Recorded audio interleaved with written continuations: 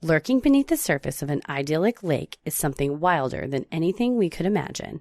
Is it a prehistoric beast still alive after centuries, or a family of misunderstood creatures who just want some peace of their own? This week's episode is The Loch Ness Monster.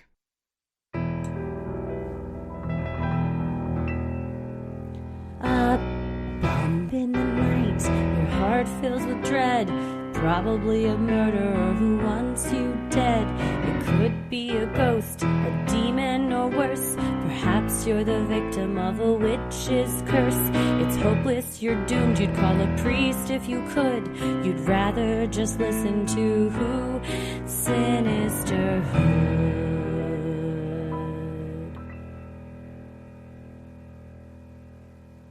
I'm gonna kill you. Nessie.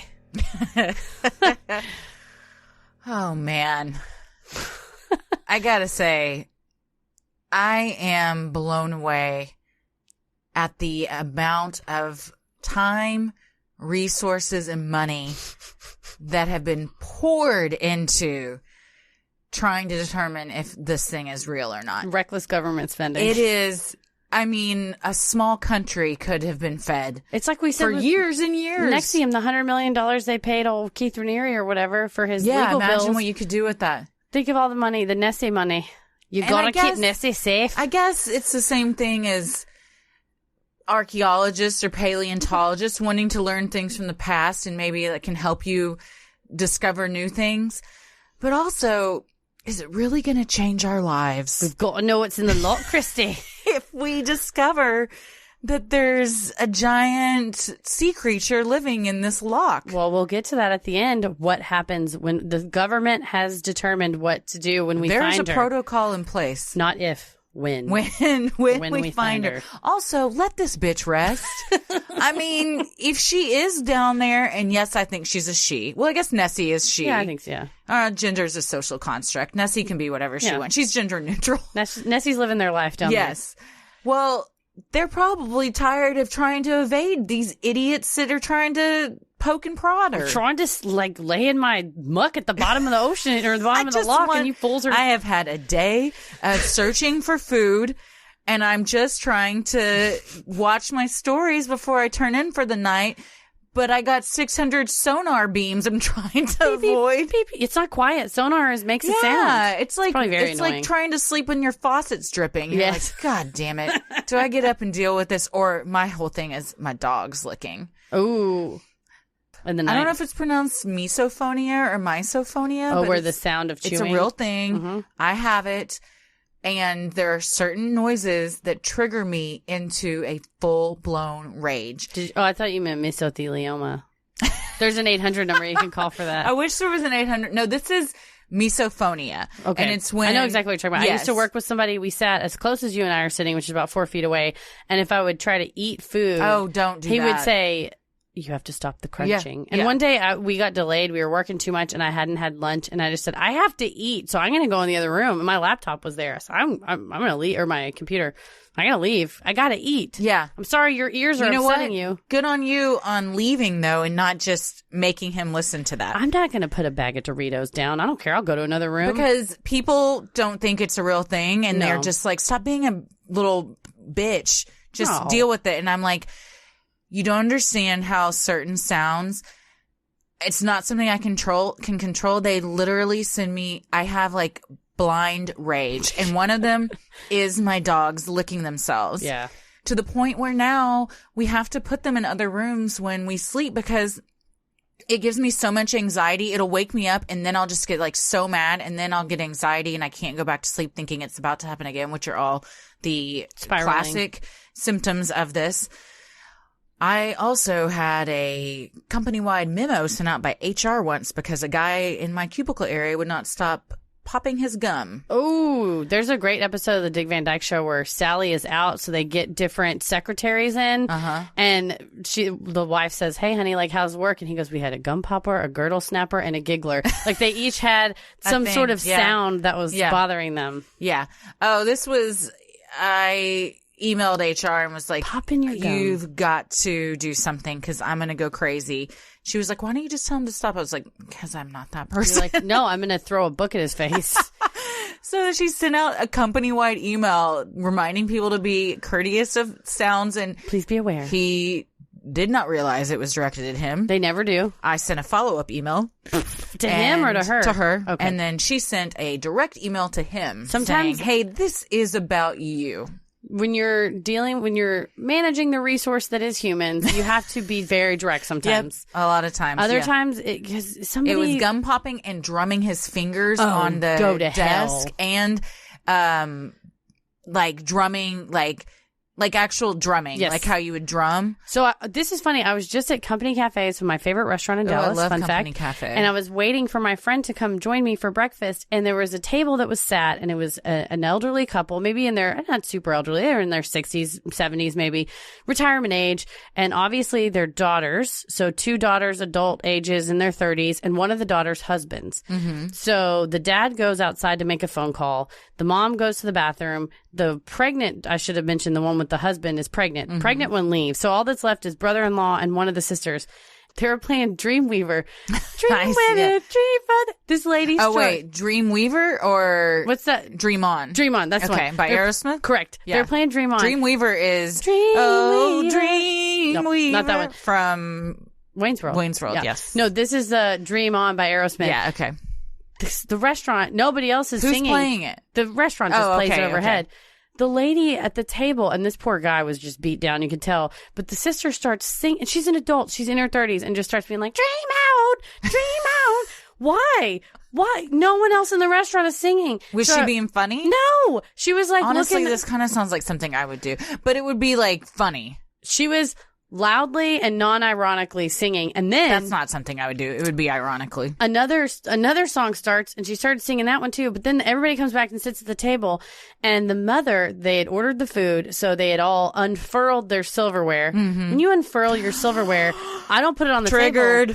Triggered. When you unfurl your silverware, you put it on the side plate, or you don't unfurl it until the food's come. I set it on the napkin. Thank you. You can put it on the napkin. They had put it on the table. The mother proceeds to take the knife is lying. Yeah, you're covering your ears right now. Oh my God. I'm literally like sweating and have tingles because I don't even have mesothelioma, and this upset me.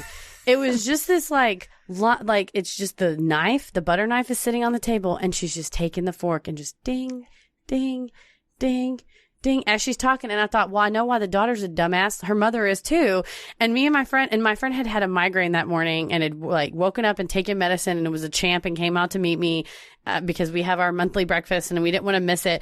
And we're just looking at each other like, what is wrong? Oh my God. And I just turned and I was like, Susan, I just decided her name was Susan. I was like, Susan, I'm going to take this fucking silverware away from you and just shove them up your ass. It was, just think for 2 seconds. Was she dinging it on her cup? She was dinging. On her glass? The fork was, the butter knife was laying supine on the table. Got it.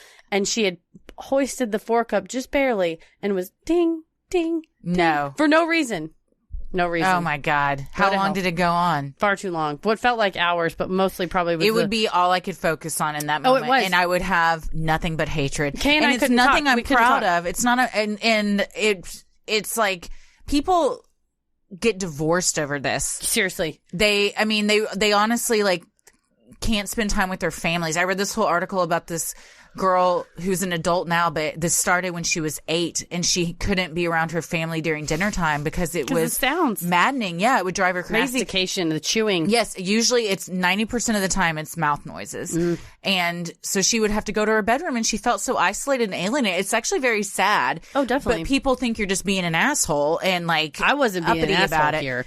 These people were for sure. They were menaces. That's insane. I thought you were going to say, that's bad. I thought you were going to say, and I have physically yanked silverware out of Tommy's hands before when he put a butter knife through the tines of the fork.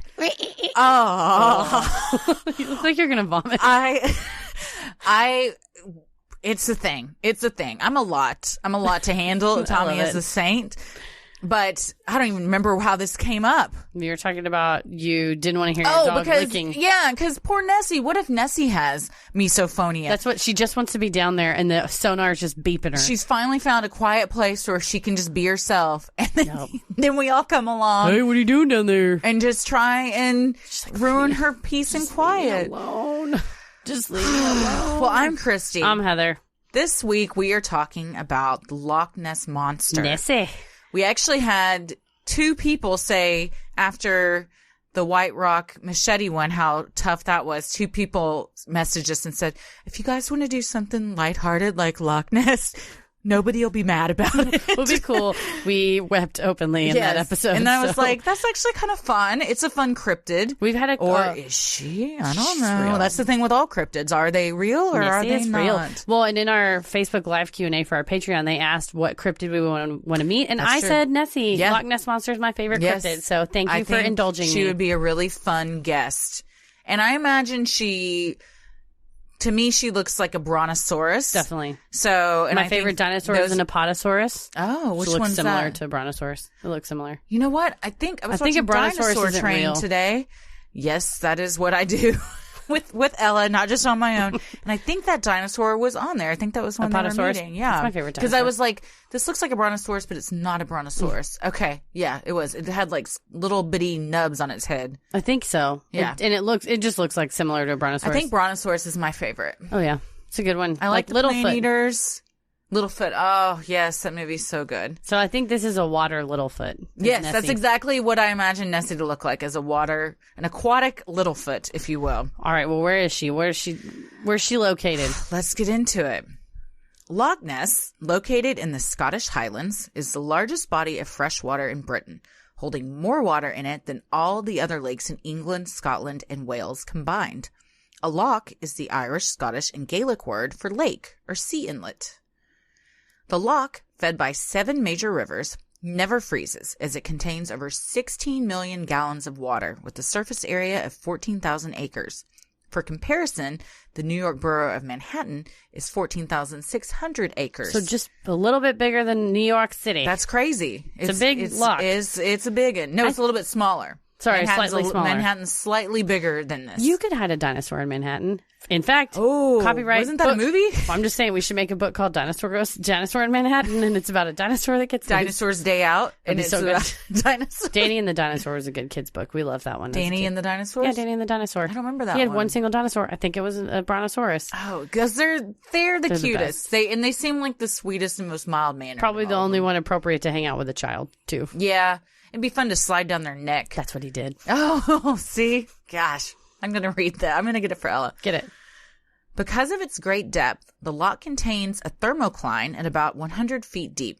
A thermocline is a steep temperature gradient in a body of water, such as a lake, marked by a layer above and below in which the water is at different temperatures. So you could be swimming along, and then you dive down, and it gets significantly colder. Or you swim through a warm spot, and you're like, am I at a pool on 4th of July? Yeah. Sometimes, though, if you're really cold in a lake, like when I went to Lake Tahoe, that lake is deceptively cold. Do you think it's haunted? No, I think it's just it's fed by that glacier. Oh, that's really cold. Yeah. But what I was going to say is sometimes I would just pee to warm myself up. I don't pee in lakes because I'm afraid of a thing swimming in my pee-pee hole. My urethra. How would that work? I read a thing that said that if you pee, it opens your urethra, which thusly leaves space for a parasite to swim upward. Are you swimming naked? Every time. No, I apparently can swim through your bathing suit. Bacteria. So it attracts it? I don't think it attracts it. I think by virtue of your pee hole being open, that bacteria. If one happened to be swimming that way when you were peeing in Lake Tahoe, it goes up in your urethra. Does not stay in Lake Tahoe. No, it comes back to Dallas with you and is there for a long time. Inside of your urethra. Well, I was pregnant at the time, so honestly, I don't know if something swam up inside me or not. I don't think I would have been able to tell. You pushed it out. Because I already had something up inside me. She's like, get out of here. We're full. Maybe it was a little unlikely friendship. Occupado. Ella... The baby and the parasite. And the parasite. When mommy gets her parasite. And then when I had her, they both came out. And high-fived each other on the way out. Yeah. That's how it's like when you release pet alligator into the sewers. And and it becomes a thing, which is also a thing in Manhattan. Yes. Also, a new movie coming out. Gators in Manhattan? No, it's what is the new one called? Where a crocodile's on the loose, and there's like a big flood happening, and it's killing everybody. Is it scary or funny? It's supposed to be one of those like Sharknado or Anaconda. Ooh, I went to the Dallas World Aquarium the other day. How was it? And I saw an anaconda. What? And those things are very scary. How big was it? Oh, They it was have an wrapped anaconda? around. How does it not escape and kill people? Well, they have it in a tank. It doesn't matter. Yeah. Have you seen Ice Cube movie? It didn't matter for him. The John Voight movie? It was wrapped around a bunch of stuff, so I'm not sure, but probably at least 12 to 15 feet, I would imagine. Oh. I think they caught one recently, the longest one they've ever killed, that was like 30 feet. They killed it? Yeah, because humans are assholes. Yeah. It was in Florida. My brother told me this, and it was eating other things. I think it was in Everglades.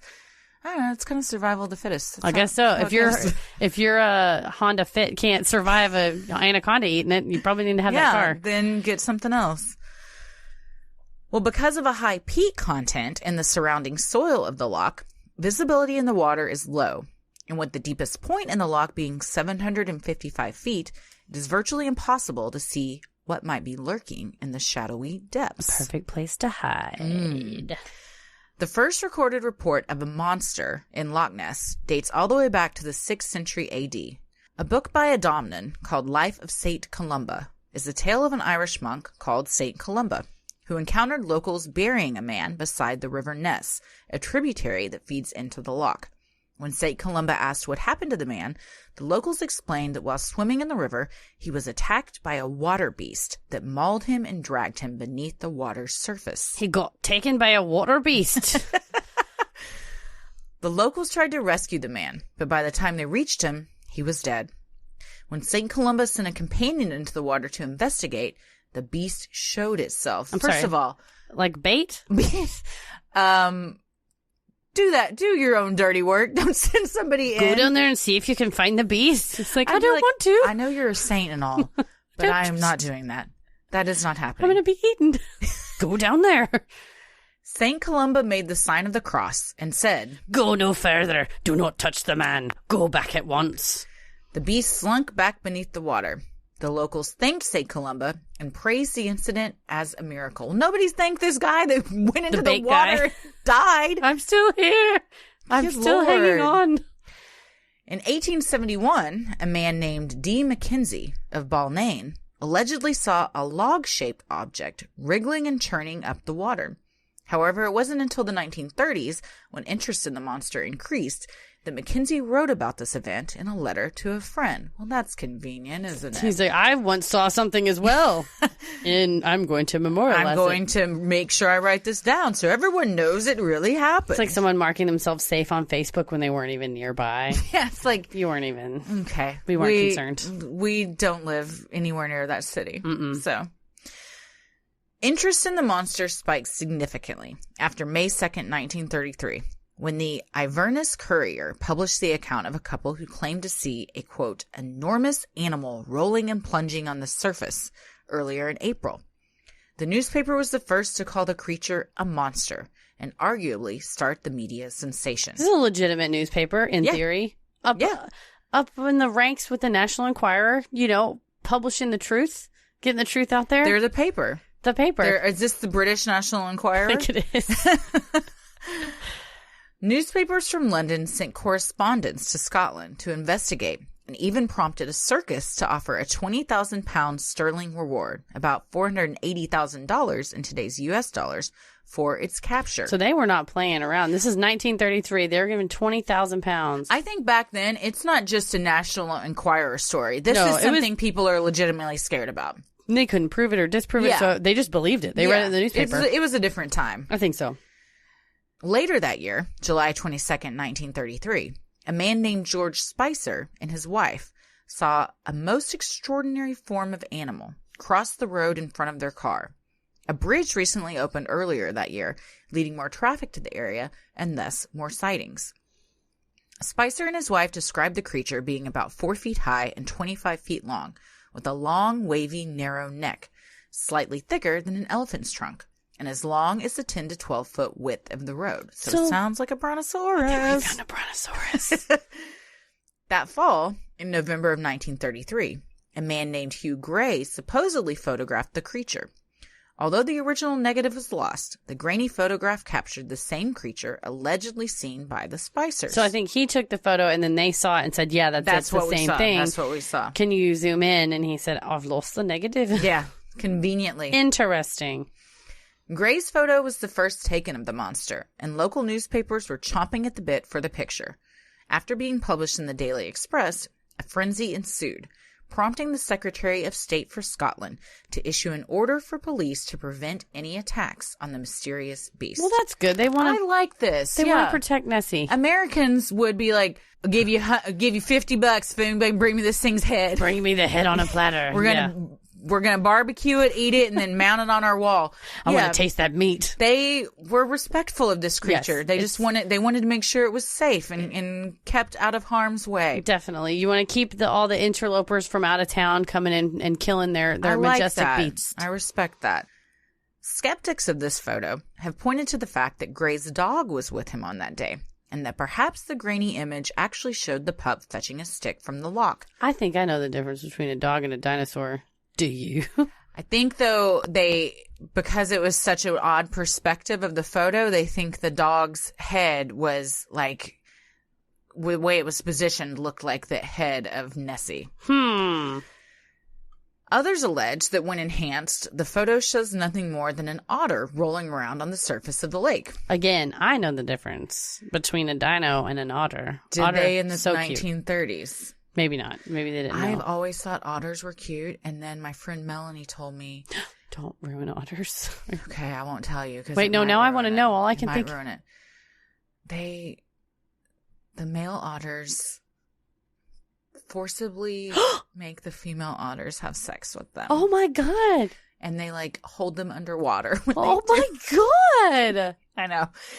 I posted something on Instagram, this was years ago, about how cute otters was, and she DM'd me. She's like, every time somebody says an otter's cute, I have to tell them that this is what they did. She's an otter truther? I guess so, yeah. What you don't know about your otter just may shock you. And they always show that, some insurance commercial where the otter's doing little crunches, and he's like, 99, 100, and he's on his back doing these little crunches. He's holding otter hands with the... They hold hands so they don't float away from each other. I know, I thought that was so cute. They are cute, but they have a dark side. God, I thought they held hands because they loved each other. I think they do, and so they don't float away, and so they're not by themselves. That's really sad. I know, it's upsetting. I'm sorry. I feel like I'm sorry, everybody. Upset you. This is your... Now I have to throw away my otter beanie baby. Oh, no, don't. They're probably worth something. Hell yeah. I'm going to be rich. In 1934, a veterinary student named Arthur Grant was on a late-night motorcycle ride across the loch. At approximately 1 a.m., Grant claims he accidentally hit the creature.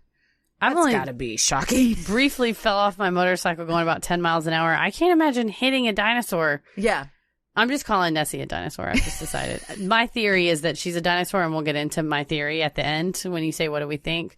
Today I Googled what constitutes a dinosaur. Oh, what does?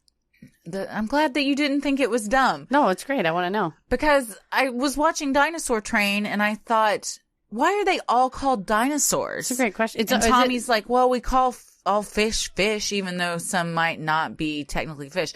But... Is it like pornography when they say, I'll know it when I see it? It's a dinosaur.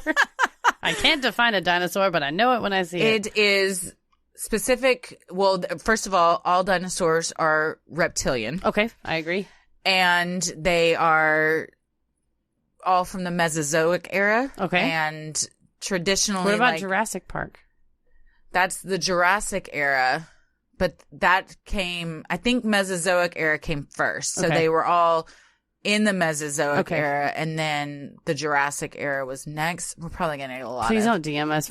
We'll look at Wikipedia I'll afterwards. just watch Jurassic Park. Because on Dinosaur Train, I'm talking a lot about this PBS Kids show, but they take the Dinosaur Train allows them to time travel to different dinosaur eras. I love it. Yeah, it's actually very interesting. And so today it was all about Pangea. Oh, I was so into Pangea as a kid. Very interesting. I Yeah. love the idea of Pangea. Well, they all went back and Where saw they what give it you was the like. map when you're a kid and you cut it up and then you glue the pieces all back together. They went back to when it was Pangea before everything had split. What a stupid and thing met for me to some say. I was dinosaurs very that- into Pangea as a kid. I was, though. I don't know how else to say Pangea. it. No, I think I was too. I remember Pangea sticks with me. It's fascinating. I've made several Pangea jokes in improv shows.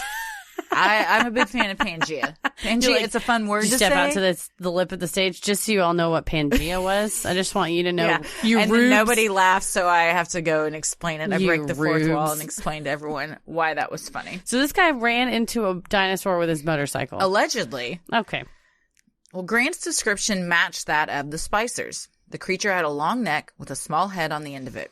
When asked to describe it more specifically, Grant said it was a cross between a seal and a pliosaur, a type of Mesozoic marine reptile. That's what a dinosaur is. I suppose if he's a veterinary student, he would know. Maybe.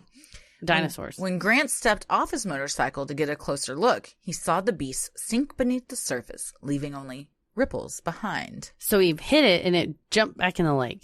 Here's my thing. I don't think this guy hit anything because you would have... You fly off the motorcycle. You would have fucked up your motorcycle and probably been injured.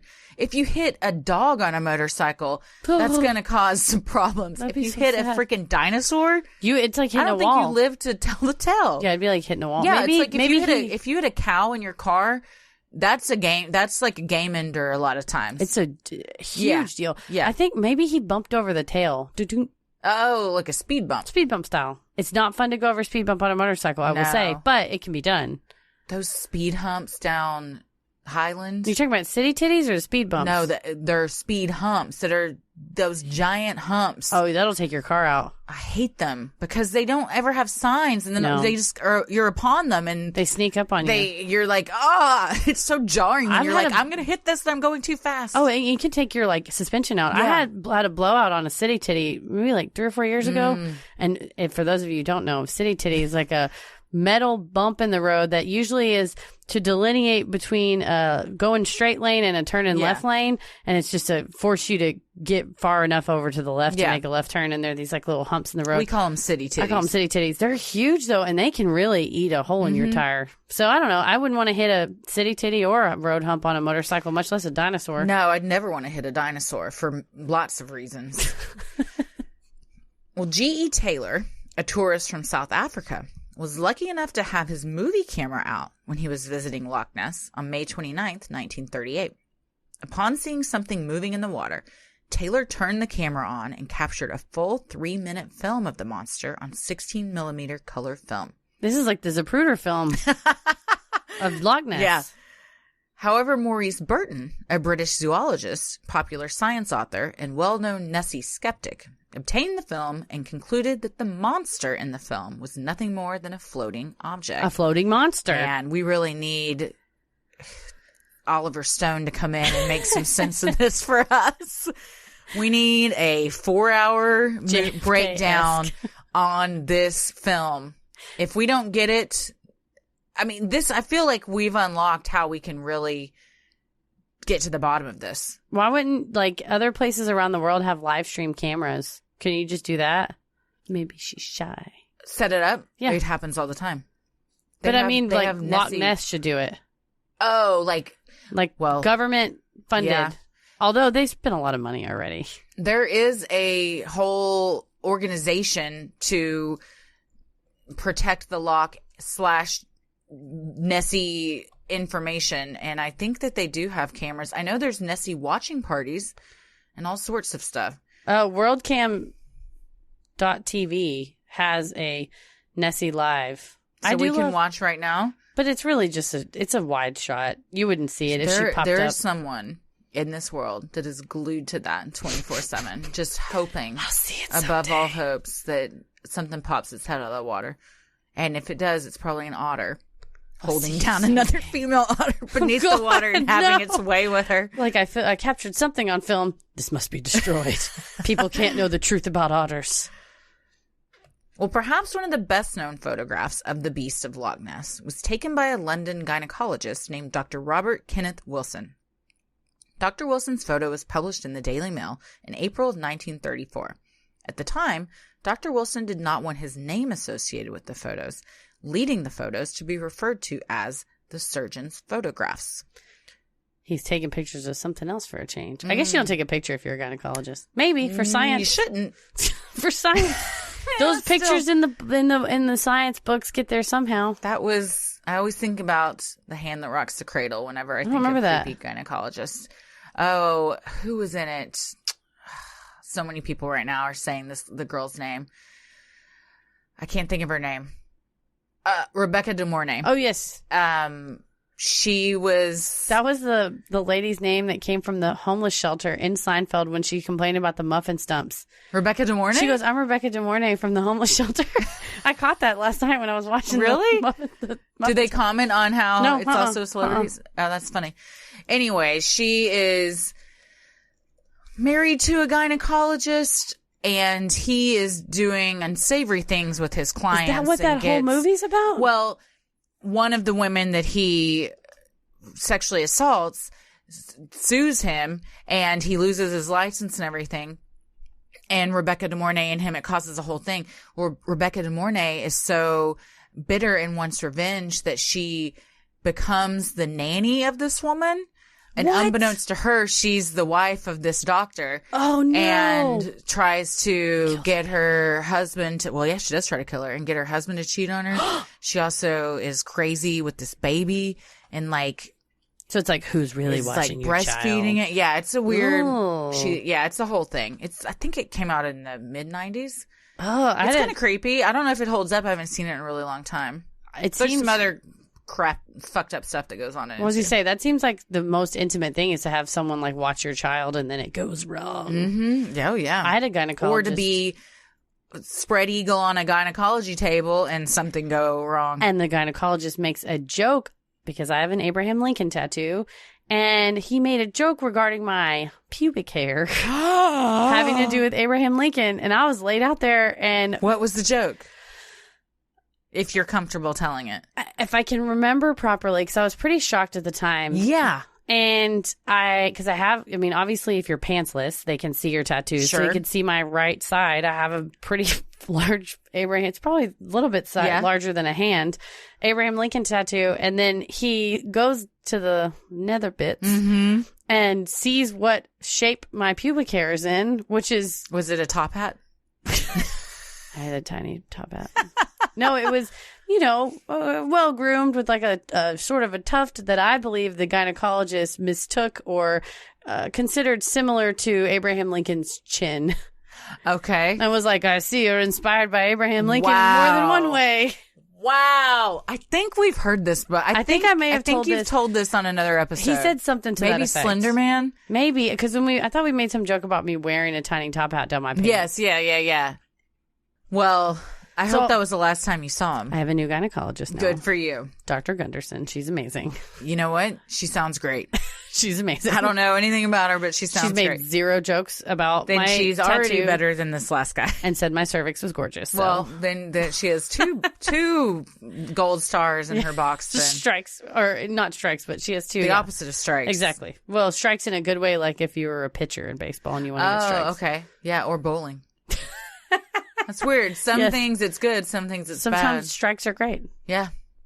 All depends on how you look at it.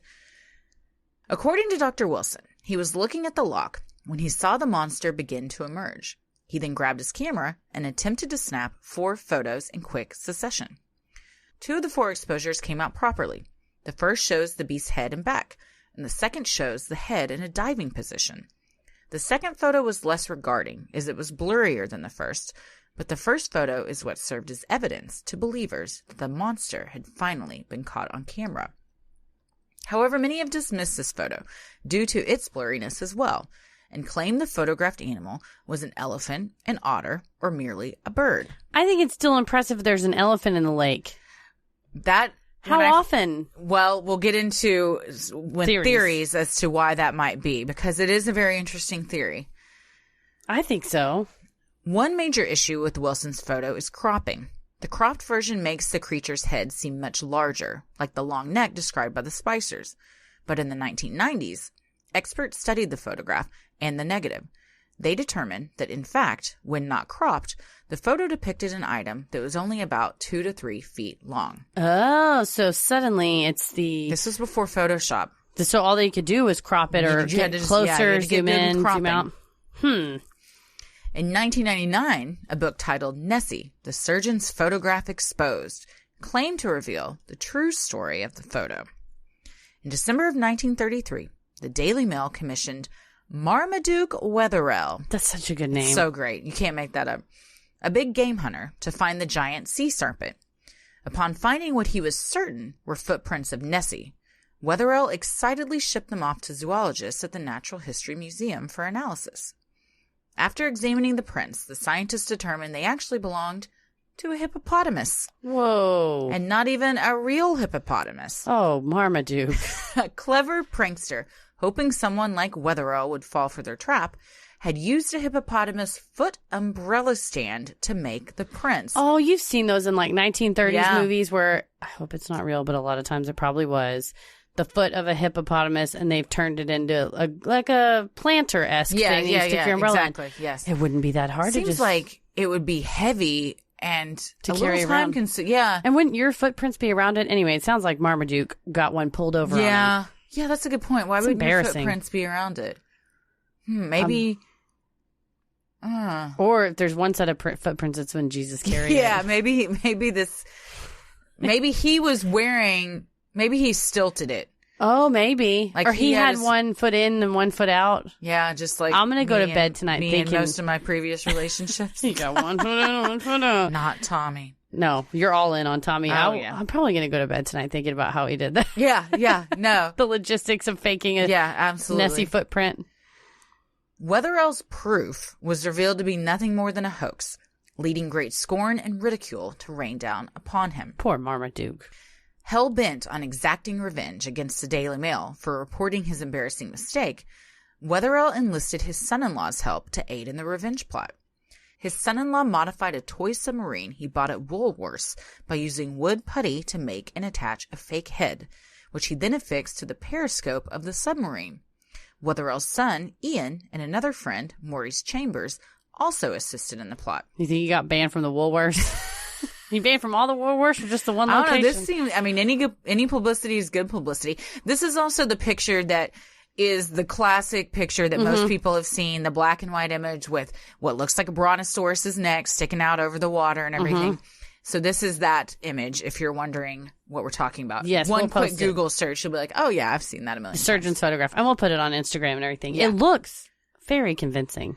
Imagine if it's what year was Back this? then, I think people would have been convinced. The 1930s? Yeah. Oh my gosh. Yeah, There's a for sure. dang monster in that loch. People would have been real scared. Well, supposedly the men took the submarine to Loch Ness and set it adrift just offshore. They then took several photographs. When a water bailiff, which is basically a loch cop, approached, Marmaduke became nervous and stomped on the model with his foot in order to sink it and hide the evidence. I don't know why this visual is just so funny to me that he's like, smash it before they can see. He's got this big old submarine. He's just smashing with his foot. Also, I love that there are loch cops. Yes. Scots take this very seriously. He just walks around whistling, swinging his baton. Making sure nothing unsavory is going on. You got to protect Nessie. Yeah. Oh. At all costs. She has bodyguards. Basically. The story goes that Dr. Wilson was friends with the men, and when they told him of the practical joke, he agreed to sell the photos to the Daily Mail. So it was all a big conspiracy. He was in on the prank. It was him the whole time. He was in on the prank.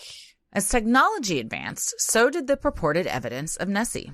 In December of 1954, Captain Donald McLean and first mate Peter Anderson were on their fishing boat, the Rival 3, which contained sonar technology. His name is Don McLean. He went on to write American Pie. Yeah, he was so fed up with this Scottish bullshit. He moved back home. He wrote one of the greatest 8-minute classics that Such a good one. the 70s ever saw. Such a good song. He's like, I'm not going to the loch anymore. I'm going to drive my Chevy to the levee. And then he's like, it was dry. The levee was dry. Oh, that song, when it comes on, It's a good jam. you stop down for 8 minutes and You got just to. rock the fuck out. Oh, you got to. If you don't, then you're not American. Then you should move over across the You pond. hate freedom, clearly. That's very much so. Well, at a depth of 479 feet, The men noted a large object that kept pace with the boat for about 2,600 feet before the crew lost contact. So it wasn't just some sort of log floating. It was more like a dinosaur swimming. Interesting. Throughout the 1960s, several universities sent boats of researchers out to utilize sonar technology and find Nessie once and for all. Although nothing definitive came from their expeditions, the students detected, quote, large moving underwater objects. Well, that's what you're going to find in a lake, probably. Explain what objects are moving on their own. What? If it's a log, it's going to maybe be like kind of floating. Well, there's another theory about logs that I think is pretty solid that we'll get to. I have the best theory of all. It's fine. I'm saving it for the dinosaur. End. No, it's just not just like that. I'm going to blow that theory out of the water. There's no way. Intended. You don't have my theory. You don't know. Okay. Well, because a lot of people have said it's a dinosaur, the Pliosaurus, and many experts have come out saying there's absolutely no way it could be because they could not have survived in that cold of water. They also, the timelines of when they existed wouldn't have matched up for it to still be a thing. That still leaves room for my theory. Okay, good. I'll save it. Can't wait to hear it. In 1975, television and newspapers began reporting that scientists from MIT had actually captured photos of Nessie. And very briefly, 1975, it was still reasonable and rational to hunt the Loch Ness Monster.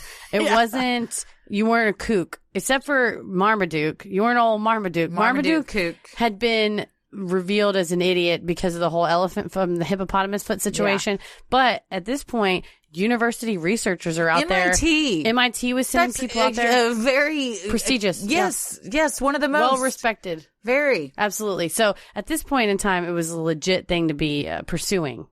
Incredible. Well, this expedition produced photographs that appeared to show the head, neck, and flipper of a giant animal in Loch Ness. Upon seeing the photos, Dr. George Zug, curator of reptiles and amphibians at the Smithsonian Institution, said, I believe these data indicate the presence of large animals in Loch Ness, but are insufficient to identify them. So here's the thing. Dr. Zug is a DC comic villain. He sounded very intense. So all these expeditions keep happening, and it's the same conclusion every time. Something's down there. We just don't know what it is. Could be anything. I know which what it is like we've spent so much money and time to where we didn't really find anything out that we didn't already know. Well, I think Dr. Zug nails it. There is something there. We just don't know what it is yet. I know what your theory is. Don't say I'm not gonna I want you spoil at it. the end. You can guess it, and I'll tell you if you're right or not. Okay. Well, the Skeptical Inquirer published a critique of the photos, claiming they were fully forged. Oh, they would. The Skeptical Inquirer. Yeah, it's they're in not, their name. They're not called the Reasonablest Society. Yes, they're not going to support you. No. Well, after that, legitimate scientists were hesitant to pursue the search for Nessie. Well, MIT fucked it up for everybody. Pretty much. To get a more thorough scan of the loch, in 1987, 24 boats were deployed across the entire width of the loch. Although the scientists made sonar contacts with a large unidentified object of unusual size and length, they were unable to gather any definitive evidence. Well, where it's the same song and dance. This week-long project cost about £1 million. This is getting expensive. It's getting a little ridiculous. Leave her alone. Later, the scientists returned to the area where the large object was seen to rescan in hopes of gathering more evidence. Rather than discover Nessie as they hoped, they saw what appeared to be moving debris or possibly some seals who got into the loch. This all plays into my theory. It all makes sense. You guys, at the end, it's going to click like a black puzzle hole. piece. It's not a black hole. Okay. Well, however, not everyone was convinced. The man who donated several of the sonar units used during the expedition, Darrell Lawrence, still maintained that the machines had detected something. Specifically, Lawrence believed the object captured on sonar near Urquhart Bay, about 600 feet below the surface, was significant. He said, There's something that we don't understand. There's something here that's larger than a fish. Maybe some species that hasn't been detected before. I don't know. Everyone is saying the same things, just in different ways. I love that this man is such a believer. He donated several sonar units. He just had sonar units flying around. Probably for this purpose. He just, every weekend, his wife's like, he's out in the Darrell, garage. do you think this could be the weekend that you have dinner with us and spend time with your kids? What are these sonars going to go hunt Nessie by themselves? No. You know I got to get down to the loch. Daryl, your son's growing up without you. So is Nessie. In 1993. Okay, so now this is like the early 90s. Mm-hmm. This is still like well-esteemed people are still searching for this creature. Well-esteemed? What happened in 1993? What? I was just going to say, keep bringing some Discovery Channel. Not so much. You don't like the Discovery Channel? They lied to me, okay? Is this about the megalodon? Yes, forever.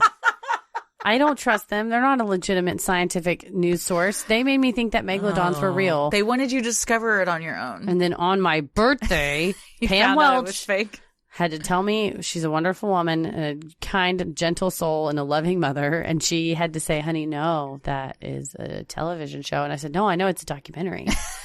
On my birthday, I skipped oil and gas class to go drink margaritas at Banditos, and I sat at Banditos with a sad margarita. Instead of celebrating, I had to mourn the loss of the megalodon all over again. Wow. Ironically, dinosaurs give you oil and gas. How ironic. So maybe if you hadn't skipped it, they would have covered this that day. It would have been like, it's actually dinosaur bones you're putting in your car.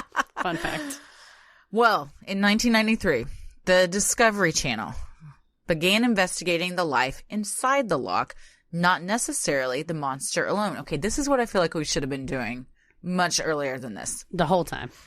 Well, their research indicated that the previous understanding of wildlife in the loch was grossly underestimated by about 9 times. They thought there were so many fish, and it turns out it was just a shitload more. Because all they've been concentrating on is this one maybe creature. Everything else is getting it's like there's a bunch of debris. It's like we're fish down here. We're people too. We live here. We're interesting. Does anybody want to talk to us? Shut up. Get out of the way, log. I'm not a log. I have eyes. I'm swimming around. I have a family. Oh, do you want to meet them? They're right down here under this log. You can see what an actual log looks like. Shoot it with a sonar beam. Oh God, my children. Well, on their program, Loch Ness Discovered, they revealed that there was an underwater disturbance caught on sonar that indicated 3 sonar contacts followed by a powerful wake, indicating some type of large movement underwater. Interesting. They're still finding out the same stuff, though. That's still pointing to my theory. The BBC also sponsored an extensive search of the loch in 2003, utilizing 600 separate sonar beams coupled with satellite tracking. This is what Nancy McKinney would call, they got more money than they got sense. She's not wrong. After the entire loch was searched, the BBC researchers concluded there was no animal of any significant size. Lies. Fake news. Based on this, they concluded that Nessie was only a myth. Fake news. Well, fake I'm glad news. In 2003, with just 600 sonar beams and satellite tracking, they were able to finally determine that. Liars. They don't know. Atlantis. That's my second guess for what you're thinking. Not Atlantis. Or an Atlantis-like situation. Scenario. Because Atlantis, we all know, is not in the Loch Ness. But we could have been. It's beneath the Bermuda Triangle. Mm-hmm. With major networks like Discovery Channel and the BBC involved in the search for Nessie, the Scottish Natural Heritage, a government-funded body in Scotland, decided it was critical to devise a code of practice to determine what the government would do if Nessie was ever discovered or captured. This is your taxpayer dollars at work, ladies and gentlemen. Yep. Step 1 after Nessie is discovered is to take a DNA sample. Step 2 is that Nessie should be released back into the loch. Most importantly, the code of practice declares that Nessie should be protected from harm above all else, which I love this. I agree. I love it. It's not kill it. We're going to find out as much as we can, and then we're going to forget this ever happened, and it didn't really change anything for the better. No, I think it's very respectful, but also appreciates the scientific, what's the word I'm looking for? Something matters. When something matters? Yeah. I don't know. Honestly, I'm real. The whole time you were talking, I was thinking about how they would catch her and how sad she would probably be, and it would be a very it would make sad sounds. ET like situation. I started to get upset thinking about aquatic little foot like in a giant net, like flailing about trying to get out. The word was significance, and they're trying to just like get DNA. What are they going to do? Swab her mouth? It's like an ancestry. Excuse me, can you spit into this cup? Could you spit into this tube? She's like, no, I don't spit. I'm a lady. Well, in 2018, okay, this was very recent. Still going on. Scientists began to gather DNA from the loch from depths of up to 656 feet deep, prompting Scotland's First Minister, Nicola Sturgeon, to say that she believes there is a monster. This sounds like something our president would say. And when I don't even like calling him our president, the president, because he is not my president. Not my president. The results are expected to reveal unknown species of bacteria and salmon previously undiscovered in the loch, and samples are currently being tested across the world at laboratories in New Zealand, Australia, Denmark, and France to be analyzed against a genetic database. Maybe they would have discovered all these had they been paying attention to all these sad little fish in the first place. In the first place.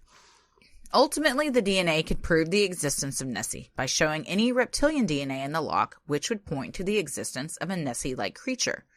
Professor Gimmel, a scientist working on the project, added, There's an idea that an ancient Jurassic Age reptile might be in Loch Ness. If we find any reptilian DNA sequences in Loch Ness, that would be surprising and would be very, very interesting.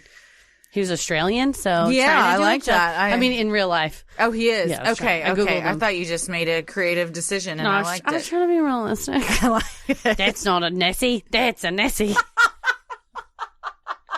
I don't know if that would be a good joke, but I'm glad I said it. Oh, I think it was a very good joke. Oh, well, if a giant prehistoric long-necked creature isn't lurking in the watery depths of the loch, It is. then what are eyewitnesses that claim they've spotted the monster actually seeing?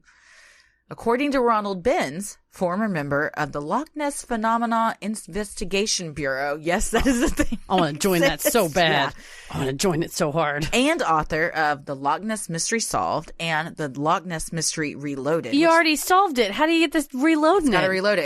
It sounds very Fast and the Furious franchise. Two Loch, two Monster. Come on. Well, Ben says an aspect of the human psyche is the ability for the eye to see what it wants and expects to see. Well, we talked about this when trying to see things in the dark. You try to make a sense of something. Your brain it runs on facial recognition. Correct. So if it doesn't know what it's seeing, it tries to make it out. Force. This also happened to me last night when I was trying to find my cell phone. Oh no, Girl, I thought I was never going to find my cell phone again in my own bedroom. I was like, well, the house is haunted. Somebody came in and stole it. what happened? I was in the bed, but That's happened. I made Tommy get out of bed. I was like, can you help me find the phone? I cannot find it anywhere. We looked everywhere, all over the house, rooms I hadn't even gone in. I was like, I feel like it's in the bed, but I kept pulling back the covers. And then I pulled back the covers and I was like, oh, there it is. And then I looked, I was like, oh, that's not it. But my brain was convinced it was in the covers. So my eyes made that connection that I really had seen it when it was just a shadow. Yeah. Oh, it was a shadow the whole time. But then it really wasn't the covers, just further down. I had to strip the whole bed down and found it. Oh my God. Yeah. But when I found it, I go, this is just like Loch Ness. And he was like, what? You're like, What are you listen talking to the about? episode, babe. Yeah, you'll find out. You'll know. Well, it is quite possible that those hoping to spot Nessie and viewing the loch through the lens of monster hunting have misidentified other known animals like otters or birds. This could even happen with mundane objects like trees and logs. When I got my dog, the Chihuahua, Lucy, the goose, Yeah. my aunt saw her in the backyard, and I thought that she'd seen a squirrel because my aunt was elderly at the time. Mm-hmm. So I came over, and then I shockingly said, oh, there's a dog back there. And my aunt said, do you think I didn't know the difference between a dog and a squirrel? I'm old. I'm not senile, This is damn how it. you feel about people mistaking trees and a dinosaur? We need to be respectful of the Nessie spotters, people that have seen her. They know the difference between a tree. Don't gaslight them. Don't call Don't them gaslight liars. them. They know the difference between a tree and a dinosaur. Well, listen to this, though, because I think this is a very strong theory. In a 1982 series of articles for New Scientist, Maurice Burton proposed that fermenting Scots pine logs could be responsible for all the Nessie sightings. I'm sorry. Is this Maurice Burton, who we previously introduced as Nessie Skeptic? That's his job But title? he has a very good point. A British zoologist, popular science author, and well-known Nessie skeptic. We put it in his name. He's also a popular zoologist. Well, these decomposing logs sit beneath the surface of the loch, unable to release gases caused by decay because of its high resin level. Eventually, gas pressure ruptures a resin seal at one end of the log, propelling it through the water and off into the surface. I've been there. All of these things. Yeah. I stood in a pool on 4th of July and double-fisted ciders for like 5 hours. Nice. You're describing my life right now. Well, according to Burton, the shape of these logs, with their stumps and outstretched branches, closely resembles descriptions of the monster. So I think people are looking for Nessie. They're looking out over the loch. She's rolling her eyes so hard right now. And then one of these logs shoots up out of the water, and it looks like a dinosaur breaking the surface of the water, and its head might look like a little outstretched thing. And if you're seeing what you want to see because you're wanting to see a monster, so then your brain makes that connection. I think this is a solid theory. I can explain this as part of my theory. This is part of your theory? I think the logs can be included. Okay. Well, in 2006, paleontologist and artist Neil Clark suggested that what people were actually seeing were elephants from traveling circuses bathing in the loch. This explanation is often cited for explaining the surgeon's photograph. I think this is also very interesting. Wouldn't the circus be around? Well, they're traveling, so they left the elephants behind to take a bath? Sometimes, maybe they wanted to go on holiday. You would That's have seen what the a Brits clown. call, or the Scots call vacation. Go on holiday. What I would think you would see clowns or monkeys or something else that's in the I circus. hope you don't see clowns. That's a whole other episode. The clown of Loch Ness. Oh God! It pops out from behind a bush. I'm looking for a monster of Scots, too. I cannot begin to tell you how good season 3 of Love Island is. Is it? Are there Scots on Love Island? There is one, and she is a national treasure. Love it. What's her name? Camilla. She is. I cried for her and with her today. Like I honestly out loud, I went, "Oh, Camilla," because it was so like she is, and I get so many DMs all the time. It's like, "Don't you just love Camilla?" Yes, I want to go on record saying I absolutely do love Camilla. I love it. But honestly, I was crying. I was laughing so hard today at this episode because they are legitimately funny people. Oh, good. Not all of them, but a lot of them have just like, they remind me of if we were hanging out with a bunch of improvisers. Yeah. And they're just like very dry and sarcastic and funny. This is a really good season. Oh, good. Skip season 2, although I will say the amount of gratuitous sex that happens in season 2. Yeah. I knew. I was like, Nice. Heather just wants to watch season 2. Watch people banging. It is wild. Like it's crazy. It's not. I haven't seen anybody have sex on this season yet, and I'm like 20 episodes in. 20 episodes and no banging? They're more because it's also crazy the difference in just everything really from 2015 to 2017, but specifically the women on the show and just like the topics that are discussed and what they're willing to put up with and what they're willing not to put up with. Wow. It's so, yeah, I don't know if maybe that's the thing, but the amount of sex in season 2 is staggering. Wow. Season 3, somebody did have sex, and they kind of showed it, but that's the only one person's, a couple people have had sex, but it hasn't been like a lot. It's more focused on the talking and relationships. Because there's actual like good content happening in this. Oh, nice. Yeah. That's what you hope and for. And also, I want to just thank all of our listeners that watch Love Island and DM me their opinions and updates because it is very fun for me to talk about to dish about it. I always feel bad if I'm the one answering the Instagram DMs for the show, and I'm just like, I'll save this for Christy. Oh, I love it. Please don't stop. I'll flag them for you. Thank you.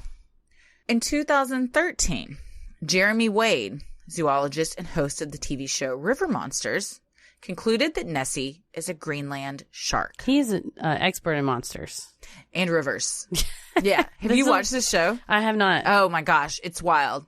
This one is a cryptid, I suppose, but he goes into actual things. And I remember one that I saw, he was hunting this like elusive giant catfish, and then he like catfish noodled it and found, and it was insane looking. It was prehistoric looking. I think it had giant teeth. Nasty. He like goes after like actual river or lake type stuff that just aren't seen a lot. They're super rare. Yeah. I'd be into that. Well, Greenland sharks are known to inhabit the North Atlantic Ocean around Canada, Greenland, Iceland, and Norway, making it very possible that they could also be in Scotland. They're adjacent. They're neighbors. Yep. These particular sharks are dark in color with a small dorsal fin and can reach staggering lengths of up to 20 feet. Just imagine for a second. It's huge. A 20-foot You shark. are swimming along and you see this thing coming at you. 20 feet is huge. It's hard to imagine how large things in the ocean are. Seriously. When I try and really think about the size of a blue whale or a squid, my mind is blown. It's unfathomable. It really is. I mean, literally, like there are fathoms and fathoms They're that just have down never there. been discovered that who knows what the hell's going on down there. It's probably a real abyss situation, honestly. Have you seen that movie? Isn't that where The they Abyss? sink down into the ocean and it's like hell? No, what movie am I thinking of? It's like what? Hell? It's like hell? No, it's not hell. Oh, God. Well, no, I mean, it's not hell because of what they find. This guy goes kind of crazy and starts just freaking out, but it's so good. It's an 80s movie. It's a really good movie. No, I was thinking of one from the 90s. What movie is that when they go down? Is that Sphere? Was that all in their brains? I'm getting mixed. Contact? All of them are Contact the is same. with Jodie Foster and it involves she dreamt aliens. it. Yeah. Spoiler. Well, I think we're past it. It's all about her I connection saw that with when I her was father, a isn't it? child. You know, speaking of connections with your father, my family, my entire family, mother, father, sister, and I watched that movie as a child, and we hated it so much. That was like a running bit Contact? in our family about how much we hated Contact and how I can't even remember we it. were like the English patient family where we were the only family that hated that movie. it? Everybody around that time was like, hey, did you see Contact? Oh my God, Yeah. Jodie Foster's so good. We were like, that movie sucked ass. And we felt like the only family that Is there felt something like that. where she's on a beach and she That's sees... at the end of it. Yeah. That's really all I remember. I don't remember much about it. That was our family running joke is that we thought Contact funny. sucked. No one else thought that. That's really funny. Well, while the Greenland shark is typically a saltwater mammal, it is possible for it to survive in freshwater if it used adjoining lakes and rivers to find food. With the Loch Ness having an abundance of salmon and other fish, this theory is quite possible. River monster guy sounds like an authority. Well, despite endless searches of the loch that have turned up no monster, there are still those that choose to believe a few eyewitness accounts over mountains of scientific evidence. Shout out. For those also hoping to catch a glimpse of the beast, there are Loch Ness Monster watching parties, multiple sightseeing tours around the loch, and faithful groups that remain dedicated to proving once and for all that Nessie is real. All right. Okay, I can't wait. Oh, wait, you got to ask. So what do we think? Okay. Have you ever seen Land of the Lost? I don't think I have. Okay. It's a television show, both Is in the it 1960s animated? and the 1990s. Live action. No. There is, due to a Pangea-like scenario, Mm-hmm. the land cracks, Right. leaving a hole open. This is what I thought you were going to say. You said black hole, which is not the same no, thing I as Land of think the you Lost. think there's a portal to another world under That is the correct. water. When it cracks, surely it would cause, those logs to go shooting up. Sure. Maybe if there was a seal, it would go in and out. Who's to say? But Nessie, when you see these things moving, these large objects moving, it's probably a dinosaur or a dinosaur-like creature. And there's a hole, a crack that comes and goes at the bottom with the shifting of the earth. So she's interdimensional. And she comes, and it could be, it's okay. In the Land of the Lost, I think they kind of try to explain it that it is a time portal, but I'm not saying it's a time portal. It may just be kind of a hole down there, and there's a whole nother set of animals down there. So how would they have survived from the Mesozoic era? They don't have to, it doesn't necessarily have to be like a real dinosaur. So theory A is that it's a time portal and they're actually dinosaurs. that's strong theory. Theory B is it's some sort of like Greenland shark sort of That's what I'm thinking unknown it is. Yeah. species Yeah. that is shaped somewhat like a dinosaur, but a reptilian unknown species that is hiding in a hovel where... So you're saying that in the depths of the loch that have not been discovered or explored, Yes. there is some sort of cave or other big thing where creatures could be living. A hidey hole or is maybe the scientific or even like a explanation. tunnel or a path to another body of water. Correct. So they're coming and going inside of the earth. Interesting. I don't think that's crazy. I think there's a Nessie hidey hole, and she goes in hope and there out. is. In and out as she pleases. I also think it could easily be something like a Greenland shark or just a really large I think it's just a land shark. Land shark. candygram. My dad woke me up when I was like 8 years old to come watch that sketch on SNL because he loved it so much. It's so funny. Yeah, I think it could be something that is undiscovered or a prehistoric type thing. I mean, they find those things every now and then, yeah, where it's like, oh, we thought these were extinct. Surprise, we've been here the whole time. There's 5 of them over here. We're just deeper. chilling. We just don't want to deal with your world, so we're down here in our land of the lost. I know that feel. Yeah, honestly, I would love a hidey hole. I'm trying to be in my hidey hole right now. Please leave me alone. I think that's a strong possibility. I think what a lot of people do see, though, are logs or other animals. Logs and dogs otters that get misinterpreted because they want it to be something else. They but think you a know seal. what? It's not doing anybody any harm, except for the millions and millions of pounds that have been spent. Hundreds of millions. If that's what you want to do with your pounds, then you know what? It's your money. You spend it. Yeah. Also, it's good probably for the area around Loch Ness. Yes, my brothers and mom went to Scotland and Loch Ness a few years back. They said it's gorgeous. It's very nice. Everyone's very nice. They do embrace the Loch Ness myth, and there's a lot of Nessie stuff. They did not go on a tour. Oh, man. I will tell you. I want to go on a boat ride. If I had been on that trip, I would have gone on a tour. I want to go on a boat ride. Yes, definitely. What if you're on a boat and Nessie comes out and she bumps the underside of your boat? Nessie. Do you still want to know? Yeah. She's been real to me the whole time. You remember how you said your brother would go to space? Yeah. I would get eaten by a Loch Ness monster just to know the truth. Just to know. You get drugged down to the depths of where she lives. It's a good way to go. A nice, cozy little spot under the water. Nessie hidey hole. Yeah, where she just hangs out. Down with the slee stacks. I imagine she's got like one of those multicolored knit oval rugs that you see, definitely. that are very homey, and a floor lamp. She's got an Afghan on her net legs, Yes, a nice cuddly. A nice worn-in recliner that she sits in.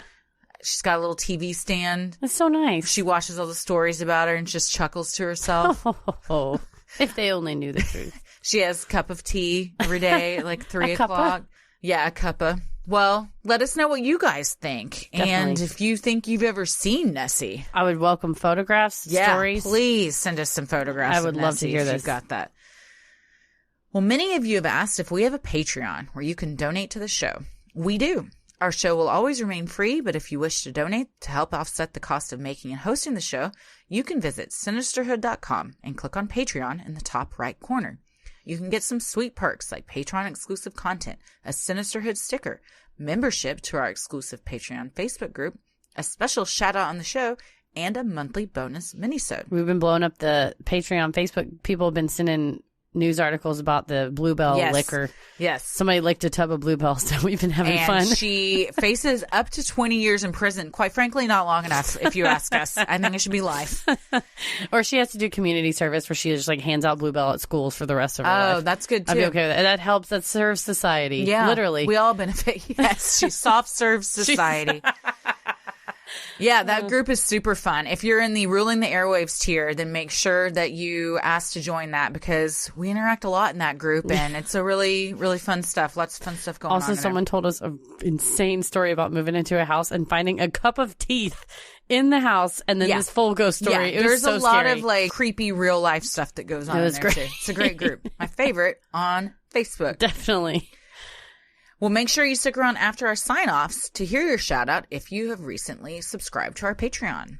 Some of you have sent us photos of yourselves wearing some awesome Sinisterhood merch. Thank you so much. Keep sending those. And if you also want some cool stuff, head to Sinisterhood.com and click shop in the top right corner. It'll take you to a page where you can buy t-shirts, hats, mugs, and even a cool canvas tote bag, as well as clothes for your kid. Or we decided you could put the baby clothes on a dog. Please do that and send photos. We still haven't seen that yet. Not yet. Quite frankly, I want to see that photo more than one of Nessie. It's the ultimate. It's like what a I'm unicorn. living for right now. Right. Please send it. So again, head to Sinisterhood.com and click shop in the top right corner. The best thing you can do to help us grow is like, review, and subscribe on iTunes or wherever you listen to your podcasts. And tell a friend who you think would like us to check us out. It means so much to us and really helps small podcasts like us get more exposure. You can follow us on Instagram and Twitter at SinisterhoodPod and like us on Facebook at Sinisterhood. Christy, where are you? I am on Instagram at Christy M. Wallace and on Twitter at Christy or GTFO. Heather? I am on Instagram at Heather VS The World and on Twitter at MCKVS the world. As always, the devil rules the airwaves. Keep it creepy. Hey, everybody. Thanks so much for supporting the Patreon. Here is your Patreon shoutouts. Kayla Matheson, Kelly LaPierre, Ariel Thatcher, Amelia Mahaffey, Sarah Wetmore, Kelly Clopen, Cece, Paige M, Carrie Bartow, Dallas, shout out, Blue Thompson, Christy Fawn, Megan, Laura Feltham, Anisha Brostek, Amanda Glicker Jensen. You are the best. All of you, thank you so much for supporting the show. We love you so much. And be sure to head to the Patreon Facebook group and say hello. Thank you so much. Keep it creepy. Wahahaha. Sinisterhood.